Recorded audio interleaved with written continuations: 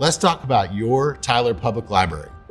For the last 4 years, citizens and residents of Tyler have been requesting that sexually explicit and harmful books be moved out of the youth section of the library. You're about to see some of the volunteers who've worked tirelessly over the last 4 years. They were rebuffed, ignored, and told to go away. I worked for coming on 4 years now, trying to get the city to create a teen section that is appropriate for children. So for 4 years now, we have children in Tyler, Texas who have been exposed to explicit content in the children's section of the library.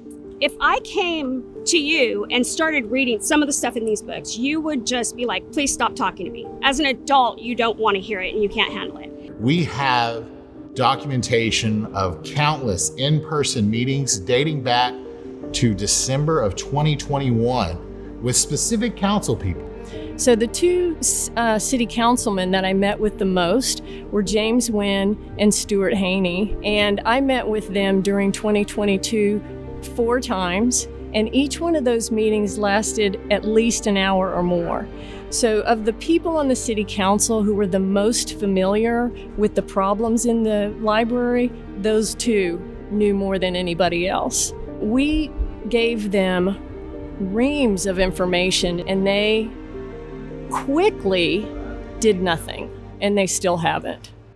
These parents and citizens have been brushed off by the city council, by city administration, by the librarian, and by the library board. There has been a lot of inactivity, no action, in my opinion. I think everybody's just trying to put it off on somebody else so nobody takes the blame for it. I mean, there are people from the city in that first meeting, I don't even know who all they were almost making excuses for it.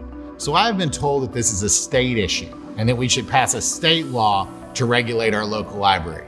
Let me be clear. This library is under the city council's control. City council is elected by us. It is under our control. And anybody who says the state is supposed to deal with it, they do not have our children's best interest in mind, and they are not leading to protect our children or our community standards.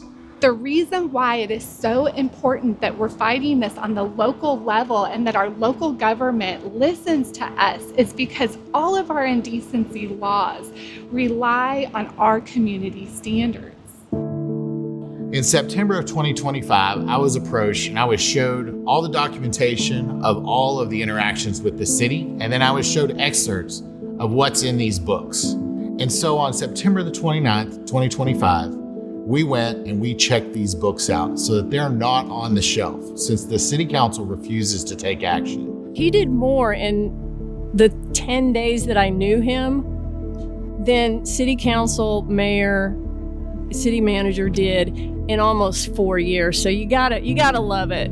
Actions speak louder than words, and he's taken the actions. When he found out about it, he's taken the actions ahead of time to do something about it, which is way more than our council's done. I think that just tells you where he's coming from, what kind of man he is, and I just hope that he can get in there and then make the other changes that we see that need to be addressed, and I think that'll happen. When I become mayor, ordinances will be put in place that reflect our community standards. These cannot go away by a simple changing of an election or hiring of a new librarian or new library staff. I'm raising my children here, and I need to know that we have a community that will protect children, that we have people, a mayor, city government that's going to do the right thing, who will take care of this issue from day one. When I'm elected mayor, the work of these volunteers will not be for nothing. And we're gonna have a library that reflects our community's values, and our community's standards. These books will be in the appropriate section, and so our children are protected.